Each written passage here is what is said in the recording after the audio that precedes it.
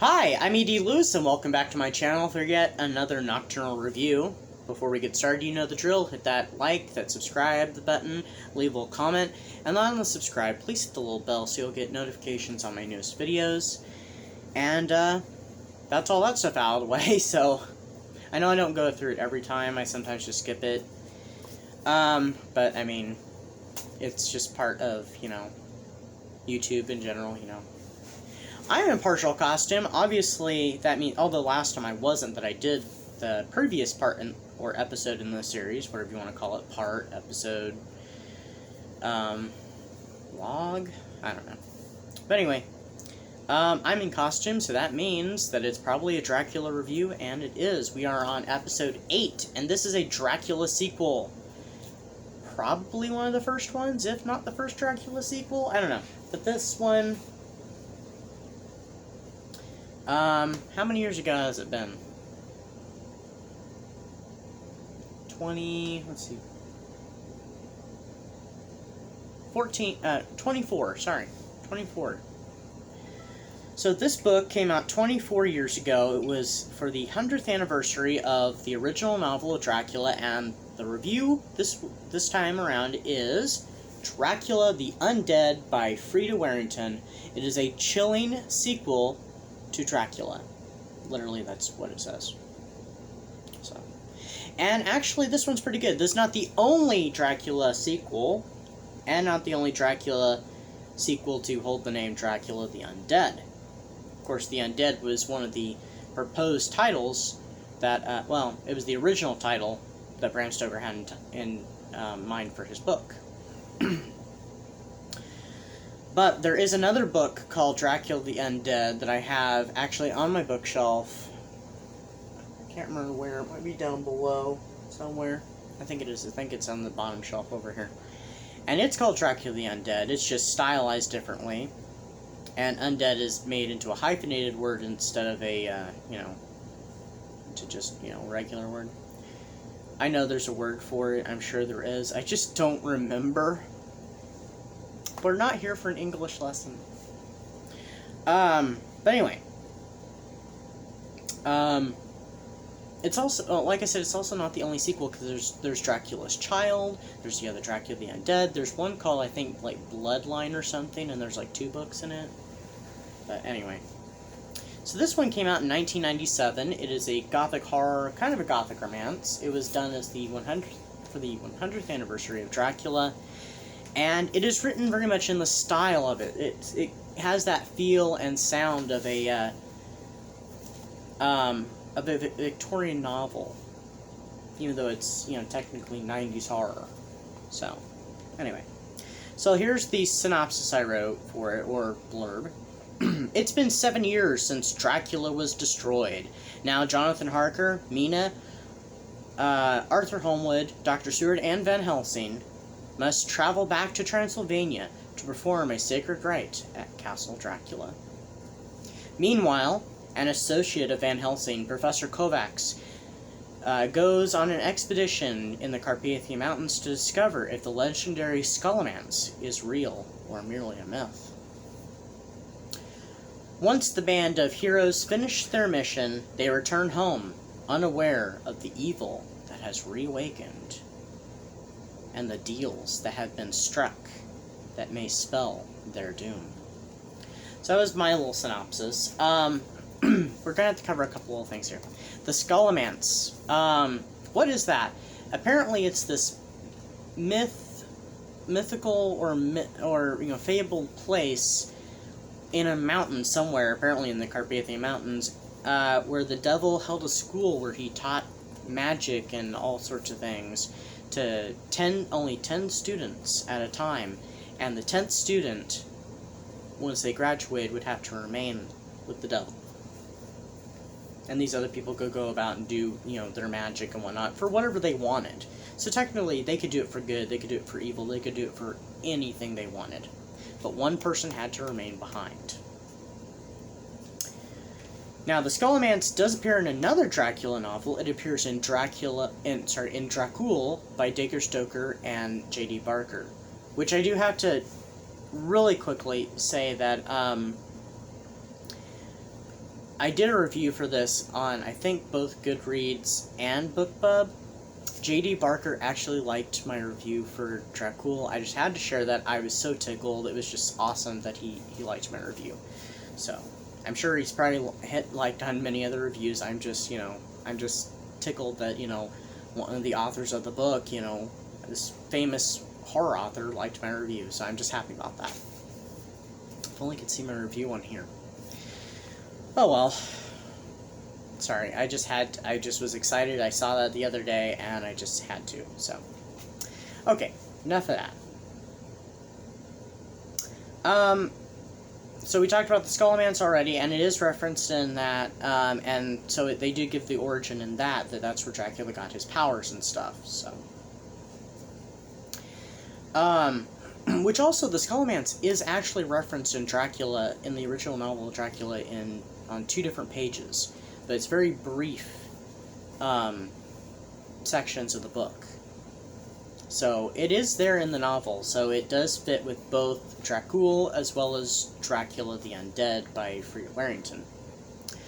We do meet some new characters besides our regular ones. Dr. Seward is married to a very nice woman, a little bit older than he is. But she gets along well with everybody and stuff, and when she's brought into all this, instead of her, thinking they're all nuts, she actually believes it and stuff, and actually I really liked her character. It's a shame we didn't have more of her in it. We definitely see that there is a bit of a struggle with Jonathan over what happened to Mina, and also there is this internal struggle with Mina as she, that she has to face later on in the novel.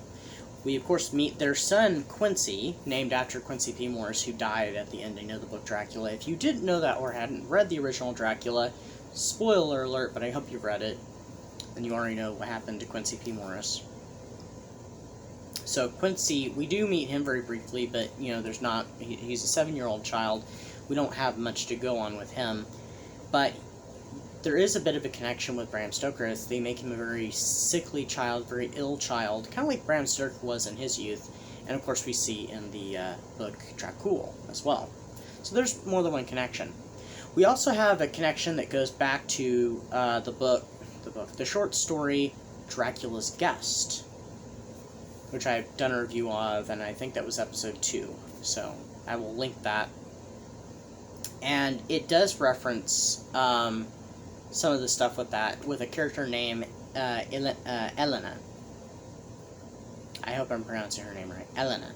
And she becomes a bit of a pawn of a particular character who I'm not going to say. And she becomes this pawn in this instrument, very much so. But there is a little bit of reference with the short story of Dracula's Guest, which I think I neglected to say even the book Dracula touches on Dracula's Guest quite a bit, and even uses it as some of the backstory for some of the characters in the book, or makes a connection there. So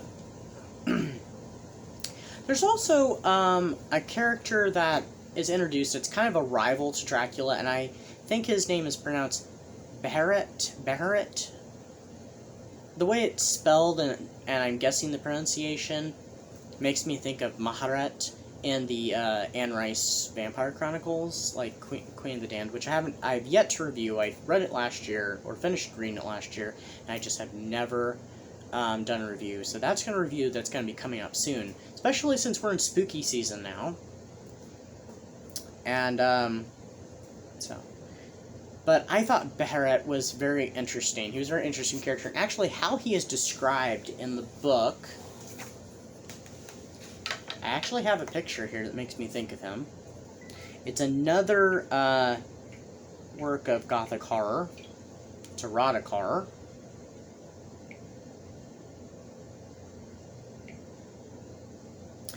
From Birthright.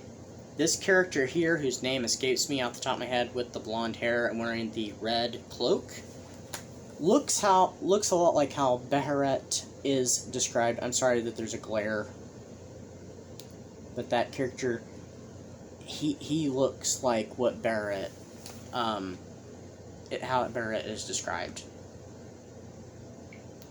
So, I thought that was rather interesting. But, I liked the book quite a bit. I think I gave it either 4 or 5 stars. So, whenever I get my gimmicky thing up, I may do something like that. Maybe I should do something with bats for the rest of the Dracula reviews. There are more Dracula reviews coming. I actually stopped reading one that I'm going to pick back up at some point. And I'll do a review on it, but we also have some TV shows and a couple more movies that I want to review as well, so... But I highly recommend, if you've read Dracula and you liked it, I think you'll definitely like this sequel in particular. There is another book, like I said, called Dracula the Undead by Dacre, Stoker, and Ian Holt. It was not very well received. I used to be a big fan of it, but now I think I've come more to my senses. I was reading it when I was a freshman in college, and I really enjoyed it. And also I was a fan of the Coppola Dracula, and there's a bit of a reference there to it. So I've kind of grown up a little bit and realized that it's not a great piece of fiction, not a great piece of literature. But, I mean, it does have some entertaining moments and interesting premise, which I will review at some point soon. Probably not in the next episode, but maybe the one after that. Originally, I had thought about doing these two together, but I thought, no, let's do them as separate entities. So it's the two Dracula the Undeads. It's just this one came first. And I think it is better, and if you enjoy Dracula, and you enjoy the style that was written in the diaries and journals and whatnot, you should enjoy this one. It has an interesting premise. I'm going to spoil this. Dracula is in the book. He does come back. I just can't tell you how. And I feel like you do gain a little bit of sympathy for Dracula, but you also know that he is still very much a bad guy. Even with the littlest sympathy you gain for him, he cannot be trusted. And, you know, he's still a very interesting character. He's written completely different than how he is written in the other Dracula the Undead book, and even he's different from how he appears in Dracula, where he's, you know, a total villain. No sympathy for the character. Anyway. So that's my review for Dracula the Undead by Freda Warrington from 1997. Do check it out. It is available in Kindle. You might be able to find some paperbacks. I'm not sure if it's still widely available in paperback or not, but it's definitely available in Kindle. And also there is, with a different picture, I think, there is an Audible. So check it out. And if you guys have read it or are interested in reading, you know, let me know. You know, tell me what you thought, or, you know, any questions you have. There is a video on the Scallamance, which, okay, the Scallamance had a little bit, when they were talking about some things like dragons and stuff, I did have a hard time with it, because I felt like we were going too much into fantasy, like, regular fantasy novels, instead of horror. So I guess this book also crosses into gothic fantasy and horror fantasy, if that is a genre. I don't know. Is horror fantasy a genre? I don't know. Maybe it even can be considered a little bit of dark fantasy. I don't know. So, I'll see you next time, and have a great Labor Day weekend, great Labor Day, and I'll see you soon. So, bye-bye.